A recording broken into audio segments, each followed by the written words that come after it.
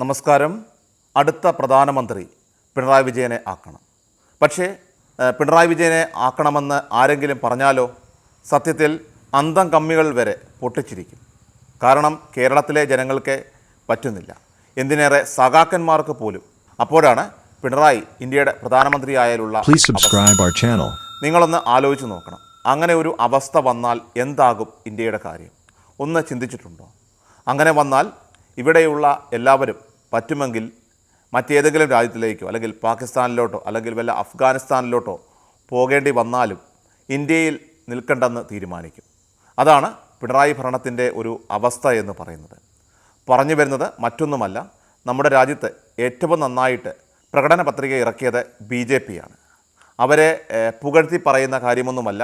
കഴിഞ്ഞ 10 വർഷമായിട്ട് കേന്ദ്രം ഭരിക്കുന്നത് അവരാണ്. അതുകൊണ്ട് തന്നെ നന്നായിട്ട് പ്രകടന പത്രിക ഇറക്കാനുള്ള അവകാശവും അവർക്കായി. കഴിഞ്ഞ 10 വർഷം ഇന്ത്യയിൽ എന്തൊക്കെ വികസനങ്ങൾ ചെയ്തു, ഞങ്ങൾ ഇനിയും അധികാരത്തിൽ വന്നാൽ എന്തൊക്കെ വികസനങ്ങൾ ചെയ്യാൻ സാധിക്കും, ജനങ്ങൾക്ക് വേണ്ടി എന്തൊക്കെ പുതിയ പദ്ധതികളും വികസനങ്ങളും കൊണ്ടുവരാൻ സാധിക്കും, ജനങ്ങൾക്ക് വേണ്ടി എന്തൊക്കെ പദ്ധതികളും വികസനങ്ങളും കൊണ്ടുവരാനായിട്ട് സാധിക്കുമെന്നൊക്കെ കൃത്യമായിട്ട് ജനങ്ങളെ അറിയിക്കാൻ കഴിയുന്ന ഒരു കൃത്യമായിട്ടുള്ള പ്രകടന പത്രിക തന്നെ BJPക്ക് ഇറക്കാൻ സാധിക്കും. ഇനി ഇന്ത്യ സഖ്യത്തിൻ്റെ കാര്യം പറയുകയാണെങ്കിൽ ഇപ്പോൾ കേരളത്തിൽ കോൺഗ്രസും അതുപോലെ തന്നെ CPMും 2 തട്ടിലാണെങ്കിൽ കേരളത്തിന് പുറത്ത് ദേശീയ തലത്തിൽ അവർ ഒന്നാണ്. അതുകൊണ്ട് തന്നെ ഇന്ത്യ സഖ്യത്തിന് ജനാധിപത്യപരമായിട്ട് അവർക്കും ഈ പ്രകടന പത്രിക ഇറക്കാം. പക്ഷേ എല്ലായിടത്തും തകർന്ന് തരിപ്പണമായിട്ട് ദേശീയ തലത്തിൽ പോലും ഇല്ലാത്ത CPIM ഒരു പ്രകടന പത്രിക ഇറക്കിയെന്ന് പറഞ്ഞാൽ ചിരിക്കാതിരിക്കാനായിട്ട് സാധിക്കുമോ?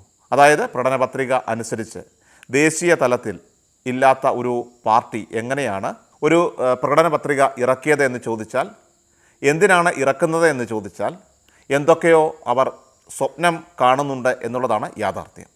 ആകെ കൂടെ 3 MPമാരാണ് അവർക്കുള്ളത്. അതിൽ 2 പേർ DMKയുടെ കാരുണ്യം കൊണ്ട് ലഭിച്ചവരാണ്. ബംഗാളും ത്രിപുരയും അടക്കം ഇപ്പോൾ തകർന്നടിച്ചിരിക്കുകയാണ്. ഇനി കേരളത്തിൽ മാത്രമാണ് CPMന് ഒരു അധികാരമുള്ള കാര്യമെന്ന് ഓർക്കേണ്ടതാണ്. CPMൻ്റെ ചിഹ്നം തന്നെ പോകാനുള്ള നിലയാണ്.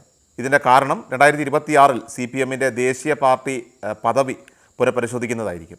അതിനുശേഷം ഈ സംസ്ഥാന പദവിയിലേക്ക് വരാനുള്ള സാഹചര്യം അവർക്ക് ഉണ്ടോ, മറ്റ് സംസ്ഥാനങ്ങളിൽ അവർക്ക് വോട്ട് ശതമാനം കൂടിയോ എന്നൊക്കെയുള്ള കാര്യങ്ങൾ നോക്കിയിട്ടാണ് ഈ സംസ്ഥാന പദവി ഇനി കൊടുക്കുന്നത്.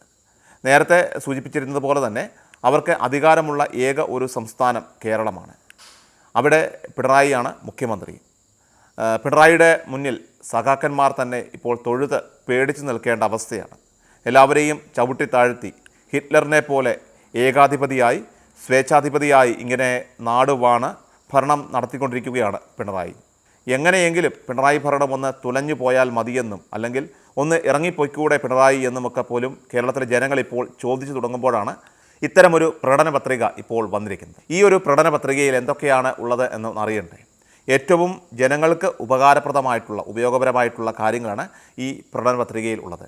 ഒന്ന്, UAPA ഇല്ലാതാക്കുമെന്നതാണ്. അതായത് CPIM അധികാരത്തിൽ വന്നാൽ UAPA എന്ന കാര്യം ഇല്ലാതാക്കും.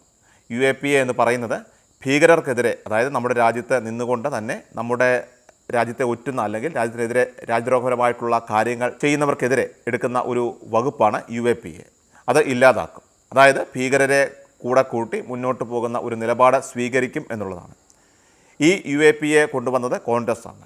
കോൺഗ്രസിനോടൊപ്പം തന്നെ ചേർന്ന് നിന്നുകൊണ്ടാണ് ഇപ്പോൾ ദേശീയ തലത്തിൽ ഇവർ ഇന്ത്യ മുന്നണി രൂപീകരിച്ചിരിക്കുന്നത്. അവർ തന്നെ പറയുന്നു UAPA ഇല്ലാതാക്കുമെന്ന്. മറ്റൊന്നാണ് പൗരത്വ ഭേദഗതി നിയമം റദ്ദാക്കുമെന്നത്. മറ്റു രാജ്യങ്ങളിൽ പല വിഭാഗത്തിൽപ്പെട്ടവർ, പല സമുദായത്തിൽപ്പെട്ടവരൊക്കെ അനുഭവിക്കുന്നതായിട്ടുള്ള ദുഃഖങ്ങളും ദുരിതങ്ങളും അതുപോലെ തന്നെ പീഡനങ്ങളുമൊക്കെ കണ്ടിട്ടാണ് കേന്ദ്ര ഗവൺമെൻറ് പൗരത്വ നിയമ ഭേദഗതി നിയമം കൊണ്ടുവന്നത്. ആ നിയമം അനുസരിച്ച് മറ്റു രാജ്യങ്ങളിൽ ദുരിതം അനുഭവിക്കുന്ന പല ആളുകളെയും നമ്മുടെ നാട്ടിലേക്ക് തിരികെ കൊണ്ടുവരുന്ന ഒരു നിയമം, അതാണ് പൗരത്വ ഭേദഗതി നിയമം. അത് ഇല്ലാതാക്കുമെന്നാണ് പറയുന്നത്. ഇനി മൂന്നാമത്തേതാണ് പിണറായിക്കും അതുപോലെ തന്നെ മകൾക്കും സഖാക്കന്മാർക്കുമൊക്കെ സന്തോഷകരമായിട്ടുള്ള ഒരു കാര്യം. അതായത് കള്ളപ്പണ നിയന്ത്രണ നിയമം റദ്ദാക്കുമെന്നതാണ്. ഈ പാർട്ടി നിലനിൽക്കുന്നത് തന്നെ ഈ കള്ളപ്പണത്തിൻ്റെയും അതുപോലെ തന്നെ അഴിമതിയുടെയും ഒക്കെ നിഴലിലാണ്. അതായത് കള്ളപ്പണവും അതുപോലെ തന്നെ ധൂർത്തും കൊണ്ടൊക്കെ ആകെ ഇപ്പോൾ ഗതികെട്ട ആത്മാവിനെ പോലെ നശിച്ചിരിക്കുകയാണ് ഈ പാർട്ടി. ആ പാർട്ടി തന്നെ പറയുകയാണ് കള്ളപ്പണ നിയന്ത്രണ നിയമം റദ്ദാക്കുമെന്ന്. 1998 ഐക്യരാഷ്ട്രസഭ ലോകമെമ്പാടുമുള്ള രാജ്യങ്ങളോട് ഈ കള്ളപ്പണ നിയന്ത്രണ നിയമം കൊണ്ടുവരണമെന്ന് ആവശ്യപ്പെട്ടു. 2002 ഈ നിയമം വരികയും ചെയ്തത്. ആ നിയമം ഇല്ലാതാക്കുമെന്നാണ് CPMൻ്റെ ഈ ഒരു പ്രകടന പത്രികയിൽ പറയുന്നത്. ഇനി കശ്മീരിലെ 360 റദ്ദാക്കും. പിന്നെ ഗവർണറെ തിരഞ്ഞെടുക്കുന്നത് അതാത് സംസ്ഥാനത്തെ മുഖ്യമന്ത്രിമാരായിരിക്കും. 3 പാനലുകൾ രൂപീകരിച്ച് ആ പാനലുകളിലെ 3 പേർ തീരുമാനിക്കുന്നവരായിരിക്കും അവിടുത്തെ ഗവർണർ. ഇവിടെ കേരള ഗവർണറും പിണറായിയും തമ്മിലുള്ള അസ്വാരസ്യങ്ങളൊക്കെ നമ്മളെല്ലാവരും തന്നെ കാണുന്നതാണ്. അതുകൊണ്ടാണ് ഇങ്ങനെയൊരു തീരുമാനം. ഇതിലെവിടെയാണ് ജനങ്ങൾക്ക് ഉപകാരപ്രദമായിട്ടുള്ള ഒരു കാര്യം പറഞ്ഞിരിക്കുന്നത്? നിങ്ങൾ തന്നെ ഒന്ന് ആലോചിച്ച് നോക്കുക. ക്രിഷ്യൽ മീഡിയ എല്ലാ ദിവസവും വാർത്തകൾക്കും അറിയിപ്പുകൾക്കുമായി യൂട്യൂബ് ചാനൽ സബ്സ്ക്രൈബ് ചെയ്യുക, ഫേസ്ബുക്ക് പേജ് ഫോളോ ചെയ്യുക. വാർത്തകളുടെ നോട്ടിഫിക്കേഷനായി ബെൽ ഐക്കൺ എനേബിൾ ചെയ്യുക.